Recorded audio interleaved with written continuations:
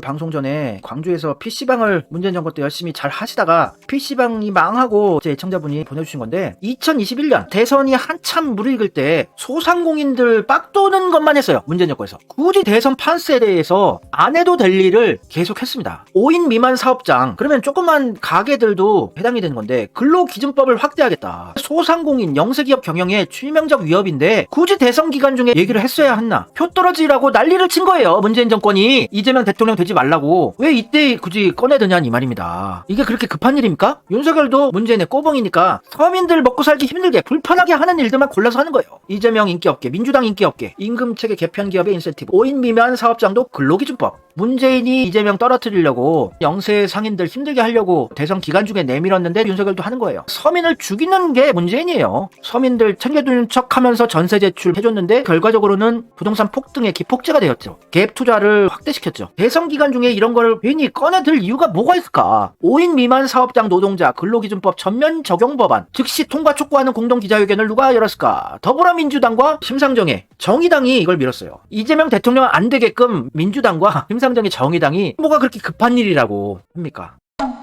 자영업자들 지원도 안 해줘. 코로나 사태 때 방역에 협조하면서 영업 제한에도 협력하고 참 착한 한국인들이에요. 협력해줬으면 방역 성공적으로 잘했다고 자화자찬이나 처하지 말고 소상공인들을 지원하는 이재명이 주장했던 100조 지원 하든가. 그게 싫었으면 2차, 3차, 4차 재난지원금도 100% 보편 지원해서 내수 경기라도 살려주던가. 이재명 죽이는 일만 골라서 선별 지원하고 소상공인 100조 지원도 쌩까고 찔끔찔끔밖에 지원 안 하고 문재인은 수박과 한패 맞아요. 문재인은 이재명이 대통령이 되면 큰일 나는 거였습니다. 어떻게든 지가 꽂아놓은 윤석열 대통령을 만들고 싶었던 거예요. 그냥 방치라도 해놓든가. 지가 얘기해왔던 정치적 중립 유지하면서 이재명을 방해라도 안 했으면 이재명이 됐어요. 온갖 방해하는 것들을 골라서 했다니까요. 그게 캐치가 안 되면은 정치 관심 가지시면은 이재명을 더 죽이게 되는 거예요. 민주 세력들을 갈라치게 하고 힘들게 만든 겁니다. 굳이 대선 기간 중에 발표 안 해도 될 거를 홍남기 문재인의 꼬봉, 이낙연의 꼬봉, 사사건건 이재명이 대통령이 안 되도록 나라 곳간이 비어있다고 구라를 치고 비트코인 등 가상자산 내년부터 과세 문제없다. 굳이 이때 얘기를 해야 될까요? 비트코인 가상자산, 가상화폐 과세하는 거를 굳이 대선 기간 중에 왜 꺼냅니까? 다음 정권에 넘기던 안 해도 될 건데 2030 젊은 세대들 비트코인 가상화폐 투자 무진장 열풍이 불던 시기였어요. 그 표 다 떨어지게 하려고 한 거죠.